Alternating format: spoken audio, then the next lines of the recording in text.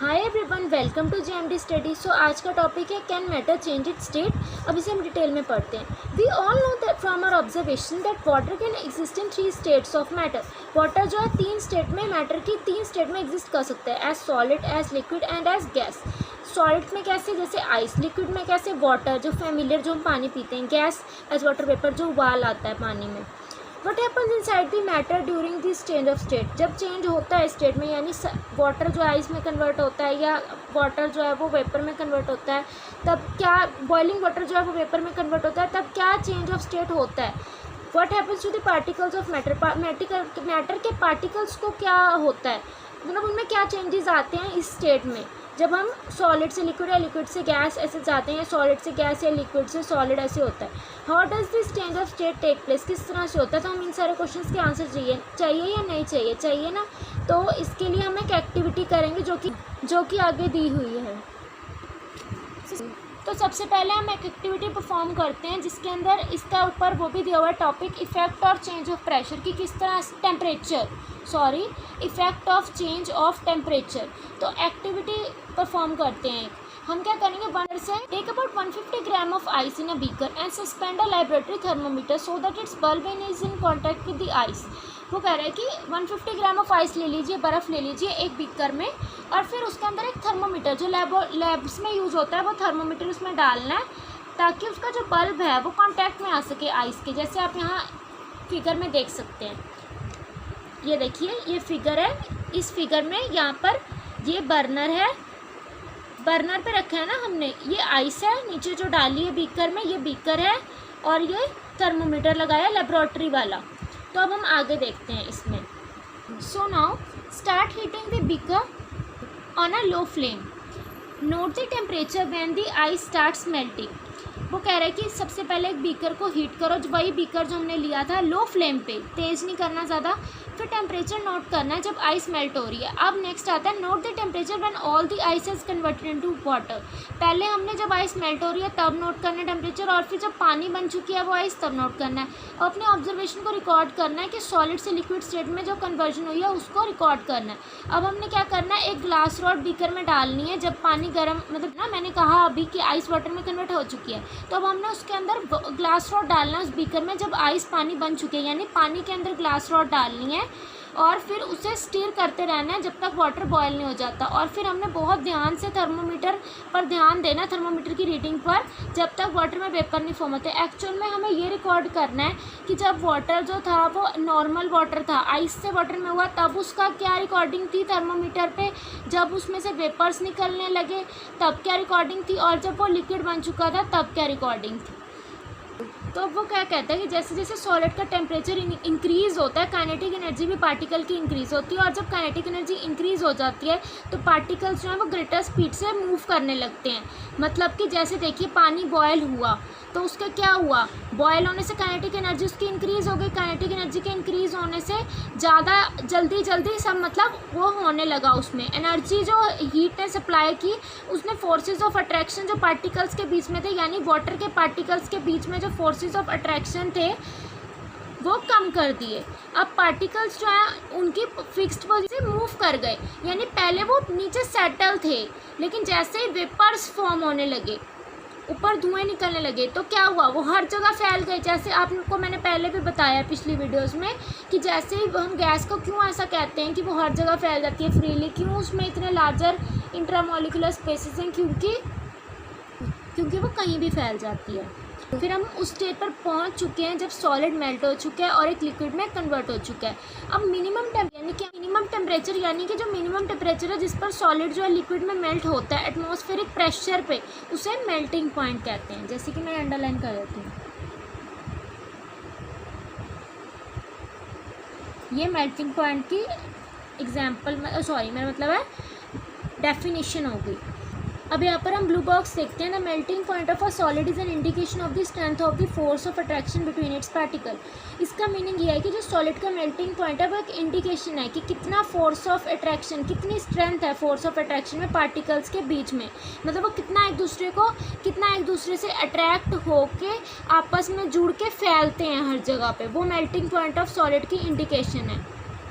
The melting point of ice is 273.15 के, ये आप अंडरलाइन कर लीजिए।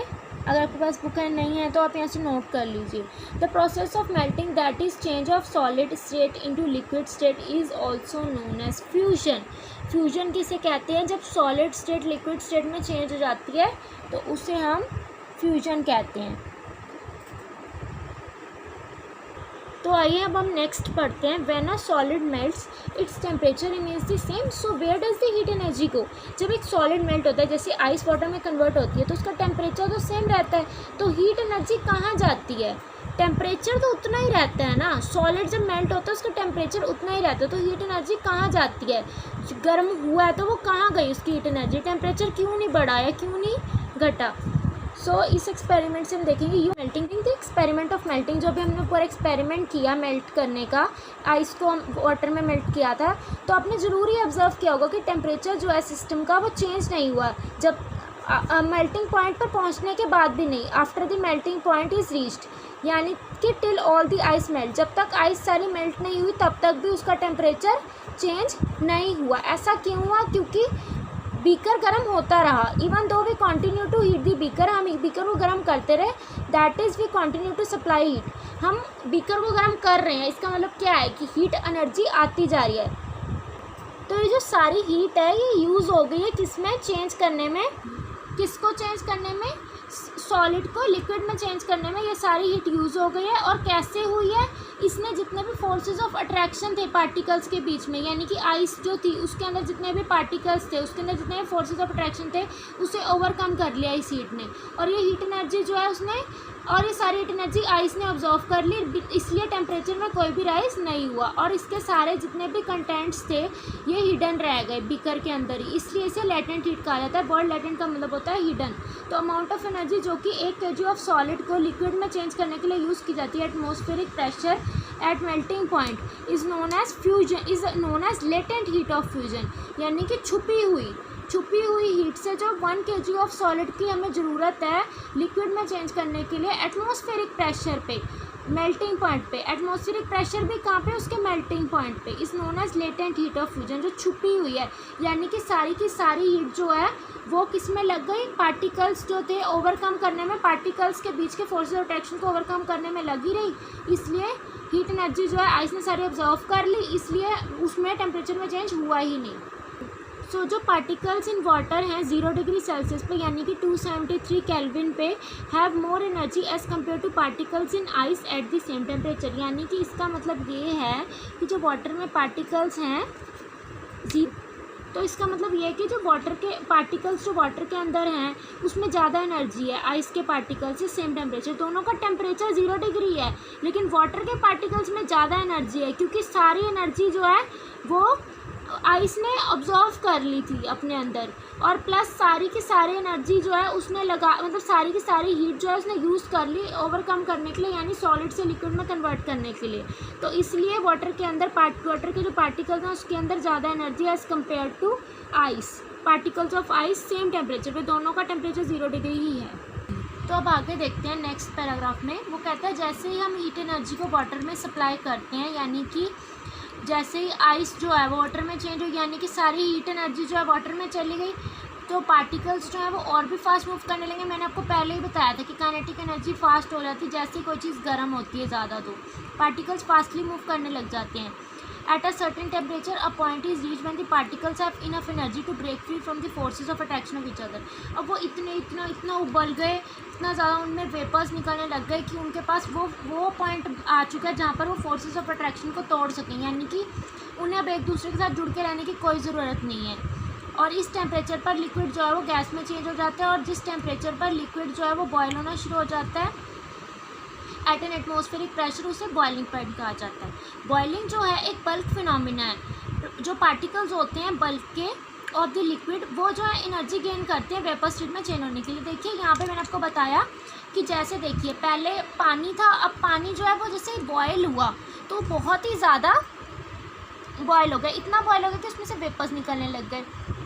अब जब किसी चीज़ में से वेपर्स निकलते हैं तो उसका मतलब क्या है कि अब फोर्सेस ऑफ अट्रैक्शन से फ्री हो चुकी है वो चीज़, वो फ्रीली मूव कर सकती है कहीं भी। तो इस वजह से इसको हम क्या कहते हैं, जिस टेम्परेचर पर लिक्विड जो है बॉयल होना शुरू हो जाता है और एटमॉस्फेरिक प्रेशर पे, ये लाइन ज़रूर लिखनी है, at the atmospheric pressure is known as boiling point. ये लाइन लिखे बिना, ये वर्ड लिखे बिना मार्क्स नहीं मिलते। एटमॉस्फेरिक प्रेशर लिखना ज़रूरी है, नहीं तो 1 में से 0 मार्क्स मिलेगा इसमें। बॉइलिंग इज़ अ बल्क, मैं आपको बता रही थी कि बॉइलिंग जो है एक बल्क फिनोमेना है। मीन्स कि बॉइलिंग जो है, जब भी हम किसी चीज़ को बॉयल करते हैं तो वो बहुत बहुत ज़्यादा, जब भी उसमें से, अब अगर हम गैस को ऑफ नहीं करते तो भी उसमें से वेपर्स निकलते जाते हैं। Boiling is a bulk phenomena, यानी कि जब हम बॉयल करते हैं किसी भी चीज़ को, वो फैलता जाता है पूरे रूम में, कहीं भी अगर आप गैस ऑफ नहीं कर रहे तो वो फैलता जाएगा, इसलिए उसे बल्क कहा गया, जो बड़े लार्ज स्केल पे फैल जाता है। अगर आप बंद भी कर देते हैं तो भी वो पूरे किचन में, अगर आप कोई चीज़ बॉयल कर रहे हैं तो पूरे किचन में फैल सकती है। इवन कि अगर बहुत कोई बड़ी चीज़ बॉयल कर रहे हैं, जैसे कि आप कोई खाना बना रहे हैं, कोई भी ऐसी चीज़ बना रहे हैं जो इसमें बहुत ज़्यादा धुआं निकल रहा है, तो आपके घर में भी फैल सकता है, तो वो बल्क फिनोमेना हो गया। तो पार्टिकल्स जो होते हैं बल्क के, वो लिक्विड से एनर्जी गेन करते हैं ताकि वो वेपर स्टेट में चेंज हो सकें। तो अब देखिए हम नेक्स्ट पैराग्राफ देखते हैं, वो कहता है फॉर वाटर, उसका टेम्परेचर क्या है 373 K, यानी 100 degree Celsius is equal to 273 + 100 is equal to 373 K। अगर हम बॉइलिंग पॉइंट की बात करते हैं, ठीक है, तो can you define the latent heat of vaporization. जिस तरह से लेटेंट हीट ऑफ फ्यूजन थी, यानी कि सॉलिड से लिक्विड में कन्वर्ट हो रहा था, तो वो लेटेंट हीट ऑफ फ्यूजन थी। ऐसे ही अगर लिक्विड से गैस में कन्वर्ट होगा तो वो लेटेंट हीट ऑफ वेपराइजेशन हो जाएगी। तो do it in the same way as we have defined the latent heat of fusion. जैसे मैंने अभी बताया आपको, particles in stream that is water vapor at 373 Kelvin have more energy than water at the same temperature। वो कहता है कि जो वही बात हो गई, जैसे मैंने आपको पहले कहा था कि वाटर के अंदर ज़्यादा एनर्जी है, पार्टिकल्स ऑफ वाटर के अंदर ज़्यादा एनर्जी है than the particles of ice. इसी तरह से इसके अंदर पार्टिकल्स ऑफ वेपर के अंदर ज़्यादा एनर्जी है compare two particles of water at the same temperature. तो आप समझ ही गए होंगे कि मैं क्या कह रही हूँ। तो this is because particles in stream have absorbed extra energy in the form of latent heat of vaporization. तो इसी वजह से जो स्ट्रीम के अंदर पार्टिकल्स हैं उन्होंने एक्स्ट्रा एनर्जी को अब्जॉर्व कर लिया, किसकी फॉर्म में, in the form of latent heat of vaporization. तो देखिए यहाँ पर एक छोटा सा फ्लो चार्ट या फिर छोटा सा जो भी डायग्राम है उसे देख लेते हैं। सॉलिड स्टेट को जब हीट करा जाता है, सॉलिड यानी आइस को जब हीट करा जाएगा तो वो वाटर बन जाएगा। फिर ऐसे ही अगर वाटर को दोबारा से ठंडा किया जाता है तो वो आइस बन जाएगा। ऐसे ही लिक्विड में अगर उसे हीट किया जाता है तो उसके वेपर्स बन जाएंगे, उसी वेपर्स को छोड़ दिया जाता है तो वो लिक्विड बन जाएगा। आपको आई होप कि आपको समझ आ गया, ईजी है तो बिल्कुल भी। तो हम नेक्स्ट देखते हैं। So we infer that the state of matter can be change into another state by changing the temperature. So इससे हमें पता चलता है कि मैटर की स्टेट जो है वो चेंज हो सकती है दूसरी स्टेट में, यानी सॉलिड से लिक्विड, लिक्विड से गैस हो सकती है अगर हम टेम्परेचर में चेंज करते हैं। ये चीज़ को अंडरलाइन कर लें, इम्पॉर्टेंट है। तो आज के लिए बस इतना ही। आई होप आपको बहुत अच्छे से समझ आ गया होगा ये वाला टॉपिक। और please like my video and subscribe to my channel, and please friends comment if you like my way of teaching, then please comment, and if you want that अगर आप चाहते हैं कि मैं थोड़ी सी इम्प्रूवमेंट करूं तो भी आप मुझे कह सकते हैं। I don't feel bad, and till then bye bye and thanks for watching।